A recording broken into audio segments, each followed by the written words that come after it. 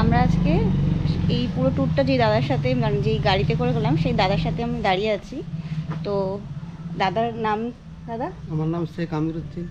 শেখ আমিরুদ্দিন। আচ্ছা, এই দাদার অটোটাতে করেই আমরা পুরো এই ট্যুরটা কভার করেছি।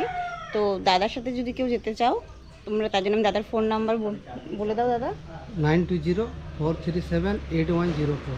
ওকে, এই নাম্বারটা সবাই নোট করে নাও। তো দাদার সাথে আমরা ভালোই ঘুরেছি, দাদা সব ট্যুরে আমাদের সাথে ছিল।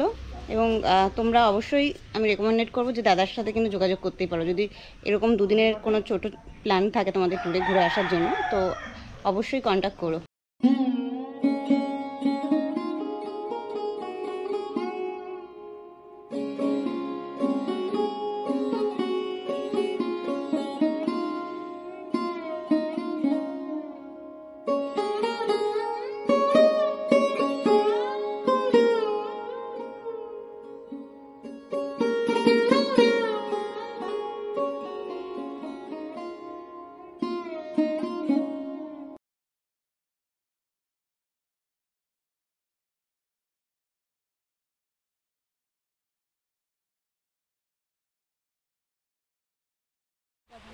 বন্ধুরা, আমরা এখন দাঁড়িয়ে আছি এই আমার পেছনে রাতমোহনা ঝর্ণা।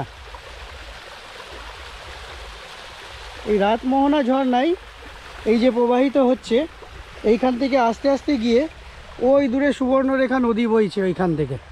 ওইখান থেকে সুবর্ণরেখা নদীটা বইছে। ওই সুবর্ণরেখা নদীতেই এই রাতমোহনায় গিয়ে মিলন হবে। ওই মিলনস্থলে যাব, তার আগে তোমাদের এই ঝর্ণাটা দেখাই। দেখো এই ঝর্ণাটা, বর্ষার সময় আরও এর প্রবল বেগ থাকে। এখন অনেক সরু হয়ে পড়ছে, কিন্তু বর্ষায় দারুণ।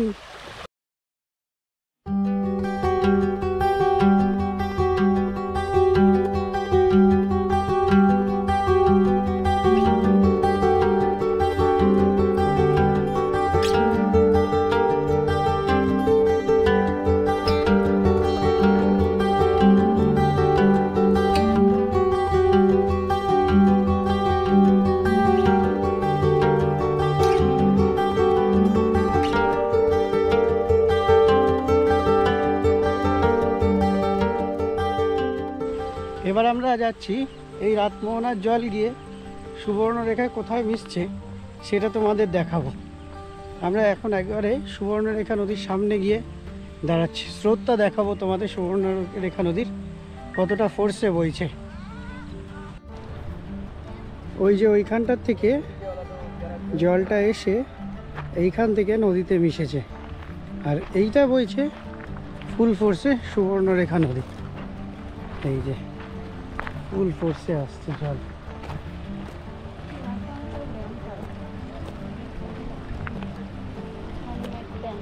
আর ওই যে যে ফ্যাক্টরিটা দেখা যাচ্ছে ওইটাই কপার লিমিটেডের, সুবর্ণরেখা বাস, হিন্দুস্তান কপার লিমিটেড এর ফ্যাক্টরি। জলটা এখান থেকে মিশে মিশে মেন স্রোতের ধারায় গিয়ে মিশে বয়ে চলেছে। ফোর্সটা দেখো, আরো কাছ থেকে গিয়ে।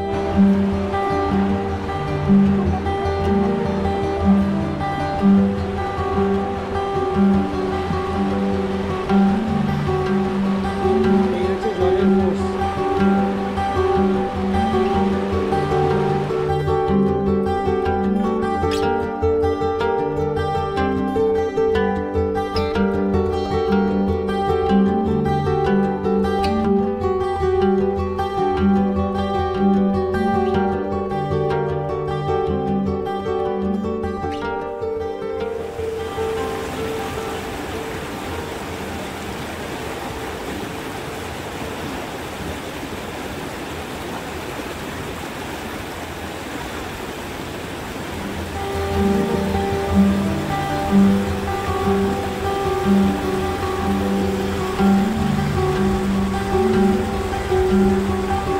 অনায়াসে জল পার করে গেল, আর আমরা জলে পা দিলেই কেমন ভয় পেয়ে যাই।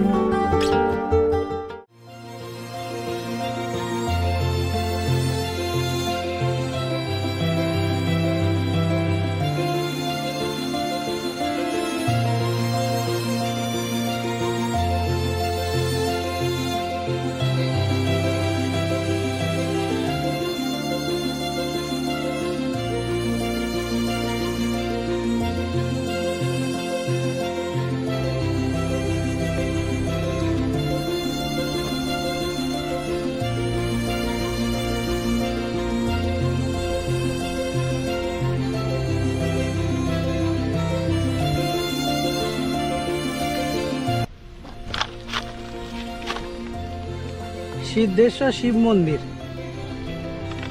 658 মিটার। আমরা এখন ট্রেক করব। হ্যাঁ, কিছুটা হাইক করতে হবে, কিন্তু জায়গাটা খুব সুন্দর।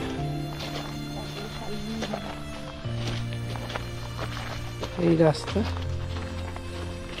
ছোট্ট বাচ্চাটা হেঁটে গেছিলাম, পুরোটাই শালবনের ভেতর দিয়ে রাস্তাটা, পাথুরি রাস্তা।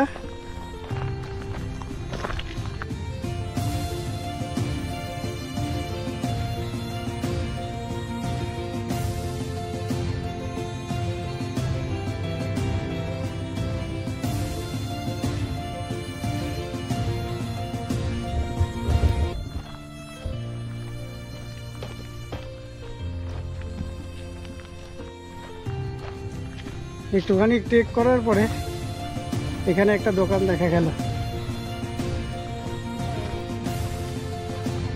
তো এখান থেকে তোমরা জলের বোতল কিনতে পারবে। আমরা একটা জলের বোতল নেব আপাতত।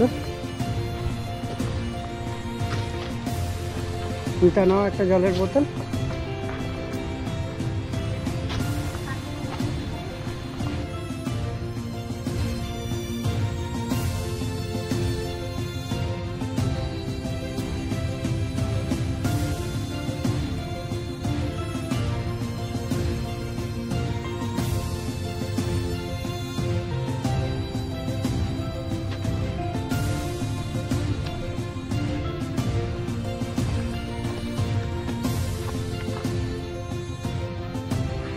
পাহাড়ের চূড়ার থেকে এখান থেকেও গালুরি ড্যামটা পুরো পরিষ্কার দেখা যাচ্ছে, পুরো ঘাটশিলা আর যতটা পাহাড়ের রেঞ্জ আছে এই দিকে চারিদিকে, আর আমার পেছনে সিদ্ধেশ্বর বাবা মন্দির। একটা দারুণ পরিবেশ, অপার দৃশ্য দেখছি চোখের সামনে, মুখে বলে ব্যক্ত করা যাচ্ছে না, আর ক্যামেরায় কতটা আসছে জানি না। তবে সত্যি এই যে এতটা হাইক করে আসলাম সার্থক। আর এখানে তুমি এসে বাবা মন্দিরে পুজোও দিতে পারবে। তো একটা পুজো চলছে বলে আমরা ঢুকলাম না, আমরা পুজোটা শেষ হলে যাব। এটা দারুণ পরিবেশ, পাহাড়ের ওপরে একদম পাহাড়ের টপ থেকে আমি চারিদিকটা পাখির চোখে দেখতে পাচ্ছি। দুর্দান্ত দুর্দান্ত ভিউ। তোমরা অবশ্যই এই জায়গাটা ভিজিট করো ঘাটশিলা আসলে, আমি তোমাদের রেকমেন্ড করছি, তোমাদের ভালো লাগবে। আমিও করেছি এবং তোমাদের রেকমেন্ডেশন রাখলাম যে তোমরা অবশ্যই ঘাটশিলা আসলে এই সিদ্ধেশ্বর বাবা মন্দিরটা অবশ্যই ভিজিট করো।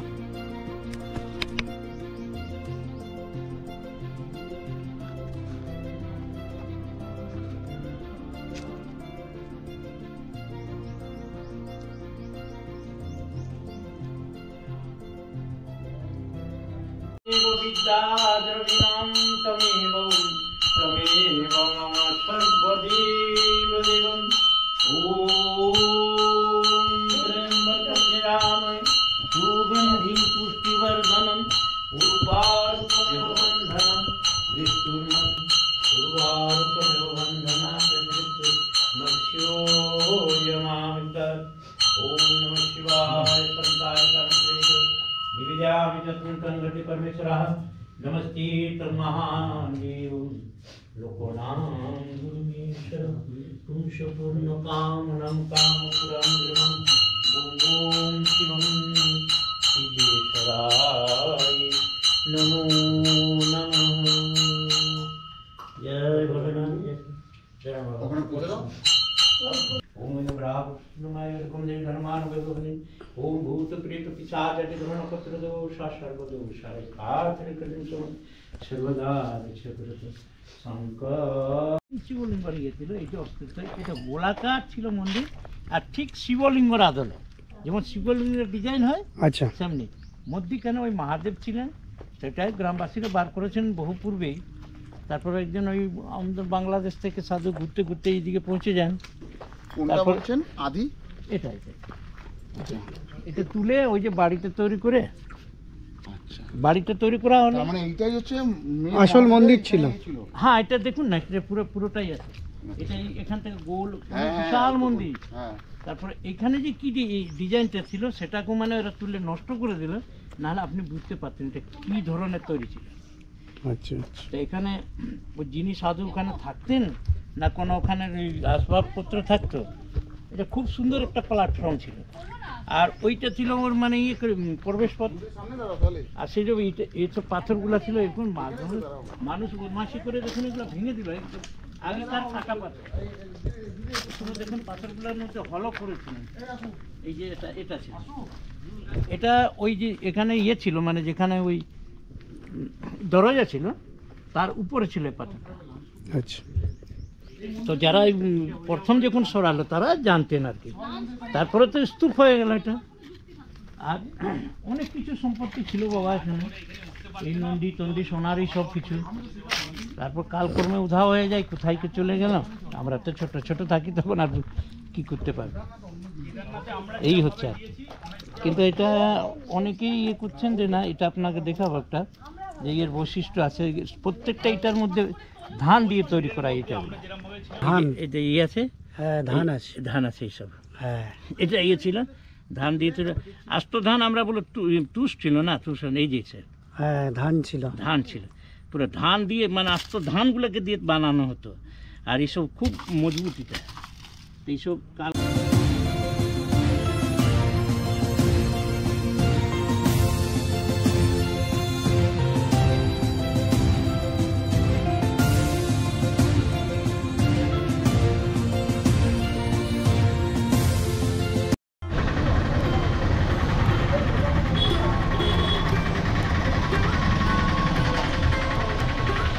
বন্ধুরা এখন আমি যেই মন্দিরটায় দাঁড়িয়ে আছি, জাস্ট এসেছি, সেটা হচ্ছে এটাও রঙ্কিনী মায়ের মন্দির। এটা হচ্ছে ঘাটশিলা রঙ্কিনী মায়ের মন্দির। আর এর আগের দিন যেটা দেখিয়েছিলাম সেটা হচ্ছে জাদুঘরি রঙ্কিনী মায়ের মন্দির। তো চলো, এই মন্দিরও খুব জাগ্রত, এখানকার মানুষরা খুব মানে মাকে দর্শন করায় তোমাদের।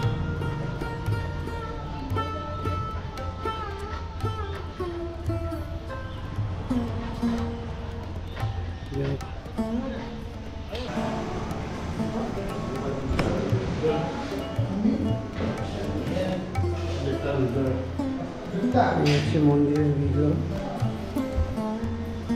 জয় মা।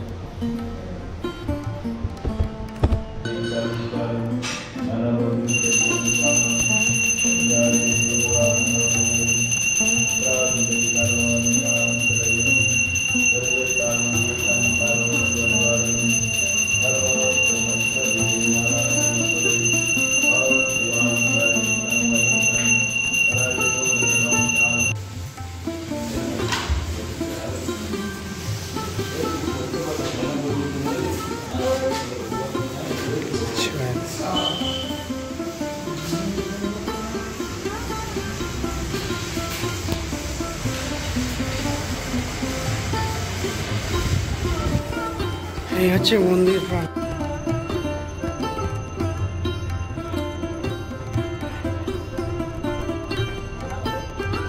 এখানে মন্দিরের সাথে তোমরা এখানে ওই মন্দিরের পুজো দেওয়ার সামগ্রী এখান থেকে নিতে পারবে। আর এই হচ্ছে মূল মায়ের মন্দির, তার পাশে এখানে রাধাকৃষ্ণজির মন্দির আছে। চলো তোমাদের একবার রাধাকৃষ্ণজিরও দর্শন করিয়ে নিয়ে আসি। রাধে রাধে, রাধে রাধে।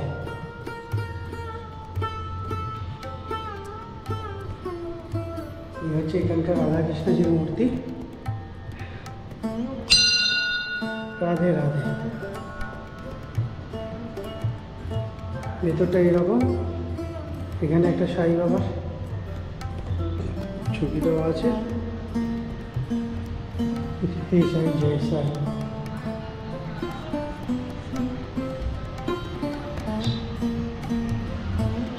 এই হচ্ছে ভেতরে পুরোহিত আছে, উনি পুজো দিচ্ছেন।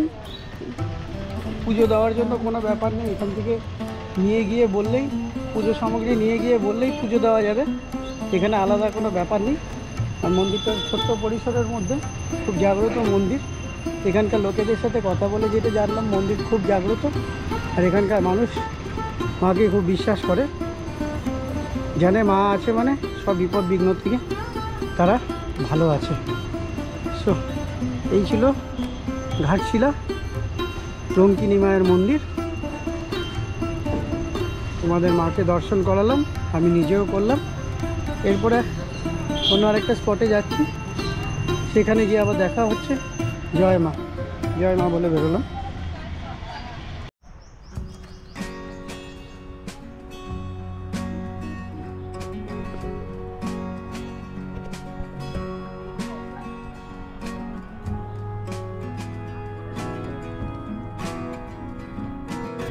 তো আমরা এখন উঠতে চলেছি ফুলডুংরি পাহাড়।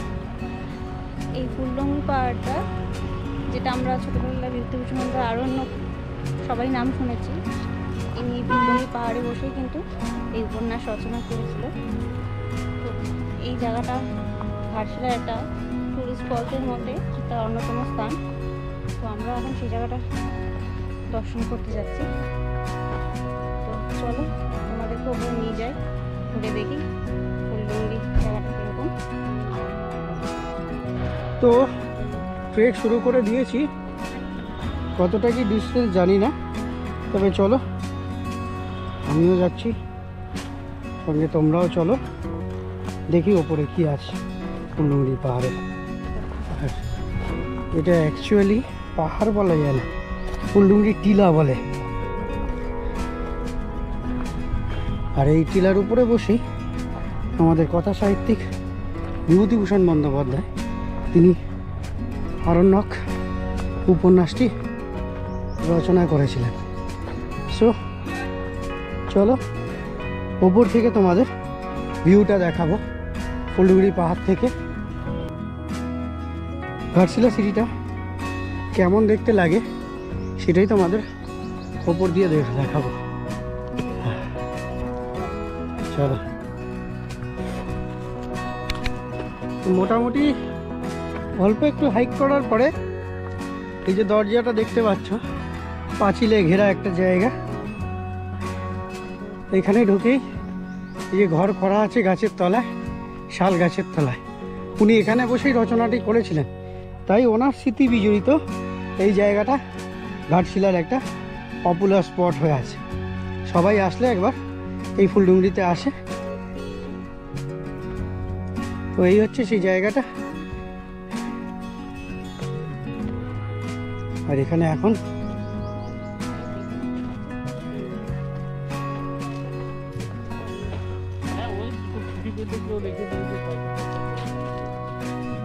এখন ঘর করে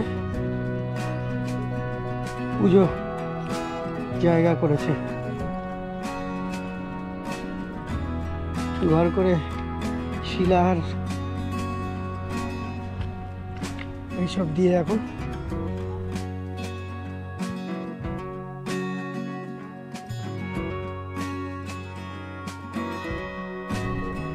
বন্ধুরা, এই হচ্ছে ফুলডুংরি এই জায়গা। আর এখানে বসেই উনি আরণ্যক উপন্যাসটি রচনা করেছিলেন, সেটা তোমাদের আগেই বলেছি। তো এই হচ্ছে ফুলডুংরি, একটুখানি উঠে একটা প্লেন জায়গা, এখানে নিলিবিলি একটা শান্ত পরিবেশ। সো বন্ধুরা, এই ফুলডুংরি পাহাড়ের ওপর থেকে এই ঘাটশিলা সিরিজটা এখানেই এন্ড করতে চলেছি। সুস্থ থাকবে, ভালো থাকবে, আনন্দে থাকবে এবং সবাইকে আনন্দে রাখবে। যদি আমাদের ভিডিওটা ভালো লেগে থাকে, আমাদের এনকারেজ করার জন্য লাইক, শেয়ার অ্যান্ড সাবস্ক্রাইব করতে ভুলো না। কথা দিচ্ছি একটা বড় ট্রাভেল সিরিজ নিয়ে খুব তাড়াতাড়ি দেখা হচ্ছে তোমাদের সাথে। এখনের জন্য টাটা।